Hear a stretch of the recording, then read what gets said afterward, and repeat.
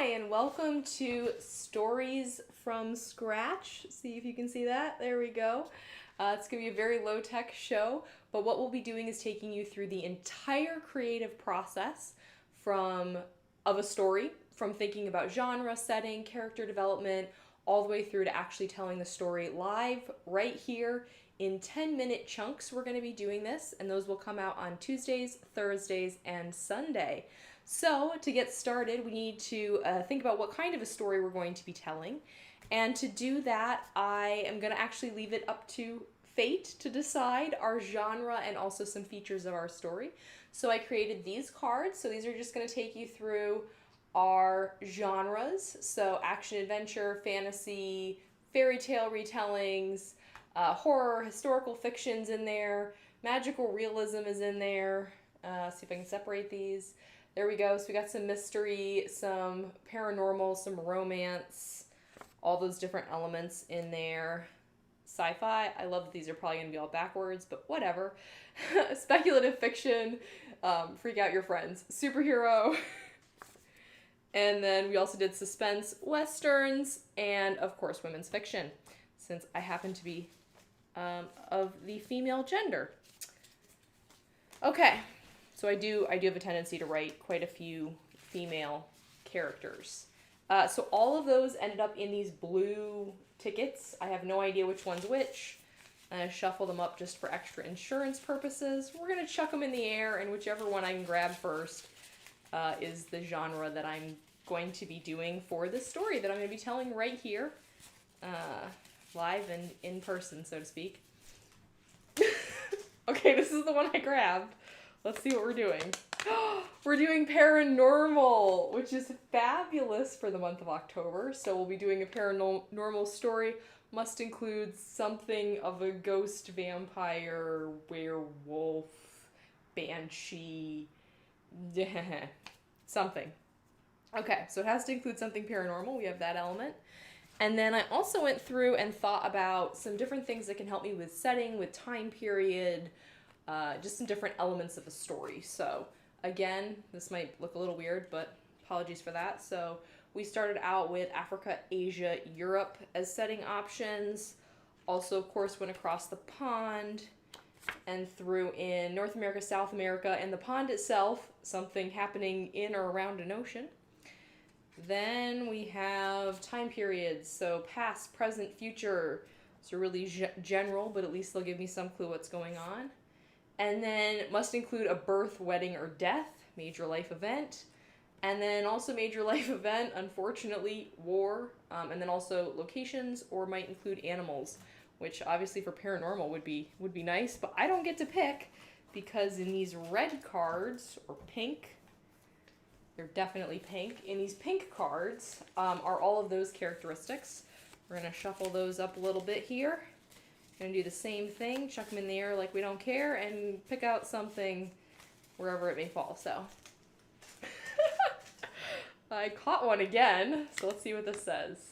South America. Ooh, this might require some research. We're gonna do a paranormal story that is based in South America. And when I say story, it will not be, I don't think it'll be a short story. It'll probably be kind of novella length or maybe a little bit longer. We'll kind of see. Well, I can't promise anything. This is the first time I've ever done this. So we'll see where it goes. Okay. So as a writer and a storyteller, once I kind of get an idea of what I'm thinking about, I usually start with setting as kind of my first place and then kind of a time period. So thinking about South America and paranormal and that kind of combination, that makes me kind of instantly think about going to the past for my time period for that, and thinking about looking at maybe the Aztecs or the Mayans or the Incas for some of my paranormal elements. One of the things that springs to mind that I think is going to be important is that there's this idea of sacred spaces and spaces that lead to afterlives or other worlds, and those tend to be in water uh, and mountains, so especially caves and caves that contain water. Right now, I'm trying to remember stuff that I learned in anthropology grad school quite a long time ago. Um, so thinking about those paranormal elements and kind of where those might come into play. So trying to like nail down some setting is usually the next thing that I'll work on. I then use that setting to think about the kind of characters that I will have, and um, yeah, I think I might need to do some research, which I am a lot. You're not going to have to watch me do research. I will promise you that. I will go do the research on my own, but I might need to do some research in some of the deities that the Aztecs, the Mayans, the Incans. I'm not really sure where I want to be yet. Although the Incan Empire was kind of cool because it was really vast. They were very advanced in many areas, especially in mathematics. But then, so were the Aztecs and the Mayans, considering all the work that they did in astrology and astronomy.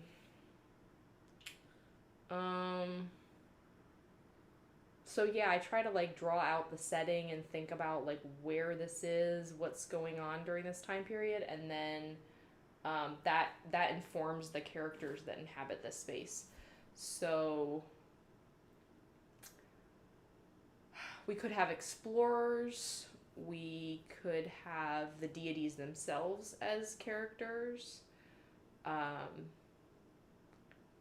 I tend to have kind of an archetype of a warrior woman in a lot of my pieces, so that might be an element that I bring in.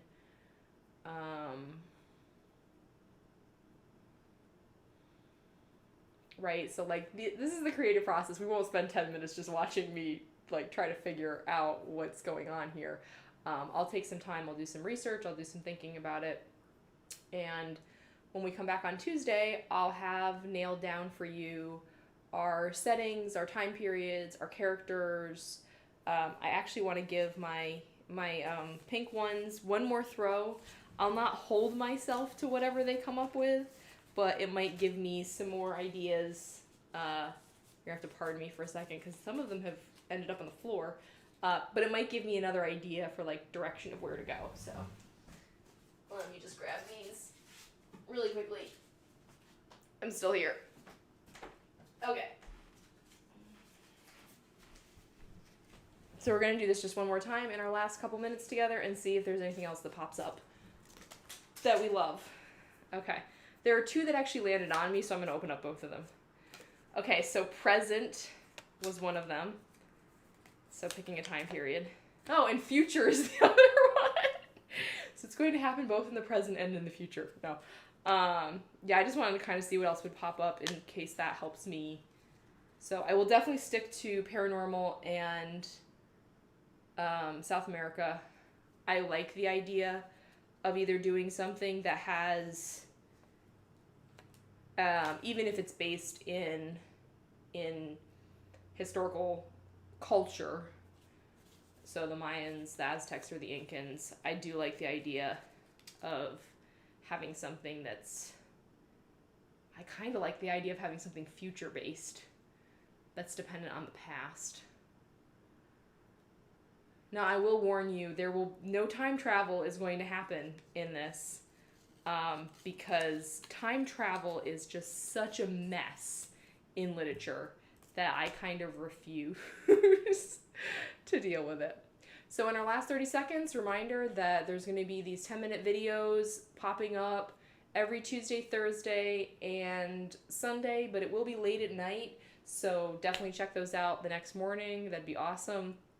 And you can check out my website at hmillerwriter.com. I have actually published a paranormal piece before, and you can find the link to that. You can buy it on Amazon. It's great for again, spookiness of Halloween. So Thanks. We'll see you next week. Well, Tuesday. No, Sunday. Still next week. Bye.